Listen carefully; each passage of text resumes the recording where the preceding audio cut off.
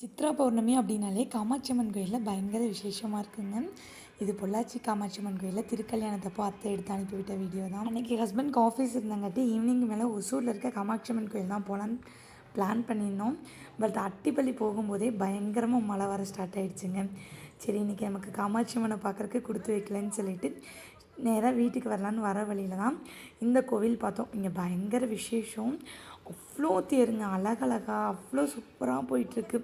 கிட்டத்தட்ட 2 மணி நேரம் இந்த கோயிலில் தான் இருந்தோம். இந்த கோவில் பார்த்திங்கன்னா என்ன சாமின்னு உண்மையாலுமே தெரிலங்க. அத்தனை சாமியும் இருக்காங்க, அவ்வளோ அலங்காரம் பண்ணியிருக்காங்க. ஸ்பெசிஃபிக்காக ஒரு கோயில் அப்படிங்கிறது சொல்லவே முடியலை. ஆஞ்சநேயர், அதுக்கப்புறம் அம்மன் எல்லாமே இருந்துச்சு. அண்ட் பூ அலங்காரமெல்லாம் வேறு லெவல் தான். அங்கே நல்லா சாமி கும்பிட்டு பிரசாதமே கொடுத்துருந்தாங்க. ஸோ வாங்கி சாப்பிட்டு தான் வந்திருந்தோம். சித்ரா பௌர்ணமி அன்னைக்கு கோவிலுக்கு போக முடியலையே நினச்ச ஒரே வருத்தத்துக்காகவே இத்தனை சாமியும் ஒரே இடத்துல பார்த்தாச்சுங்க.